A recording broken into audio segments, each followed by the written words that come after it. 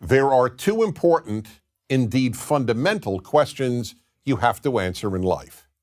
The first is there a God, specifically a moral and judging creator? The second is, are people basically good?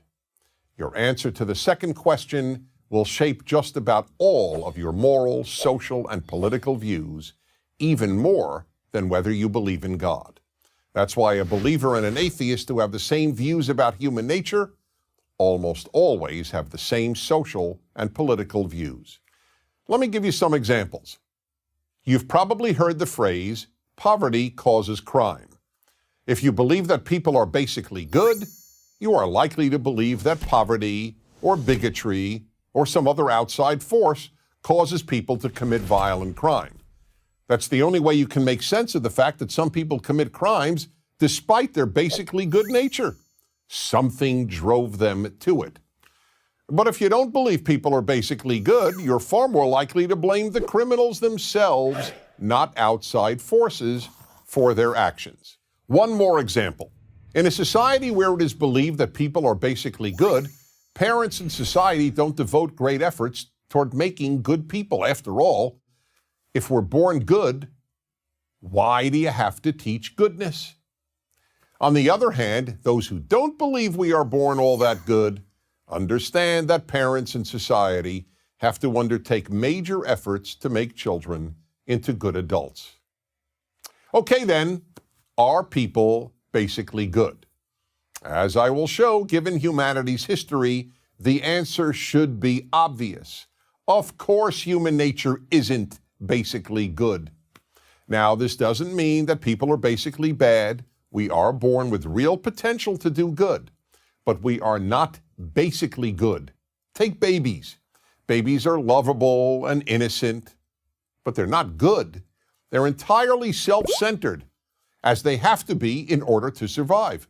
I want mommy, I want milk, I want to be held, I want to be comforted, and if you do not do all these things immediately, I will ruin your life. That's not goodness, that's narcissism. We are born narcissists, preoccupied with number one, ourselves. And if you've ever worked with kids, you know how cruel, how bullying they can be. And don't parents have to tell their child tens of thousands of times, say thank you? Now, why is that? If we're naturally good, wouldn't feeling and expressing gratitude come naturally? And then there is the historical record. Evils, huge evils affecting much of the human race have been the norm. Here goes just a few examples.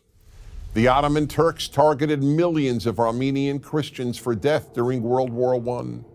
The German Nazi regime murdered 6 million Jews, 2 out of every 3 European Jews, including more than 1 million children and babies.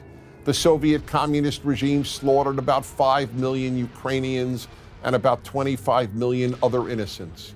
The Chinese communists killed about 70 million Chinese and enslaved the rest of the Chinese people. The North Korean communist regime has built what one can only call the world's largest concentration camp, most of North Korea.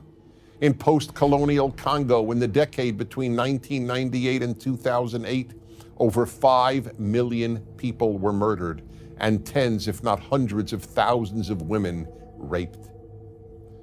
Of course, before that, about 10 million Africans were kidnapped and made slaves in the European slave trade.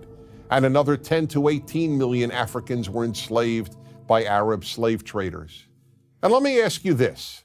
If people are basically good, why does every civilization have so many laws to control human behavior? Knowing all this, those who believe that people are basically good have simply made a decision to believe that and ignore all the evidence. Why do people commit evil? Because it's easy to, because it's tempting to, and yes, because it often accords with human nature. That is why figuring out how to make good people is the single most important project in all of human life. But first, you have to believe it's necessary. I'm Dennis Prager. Join Prager University, subscribe to our YouTube channel, and sign up for free at prageru.com.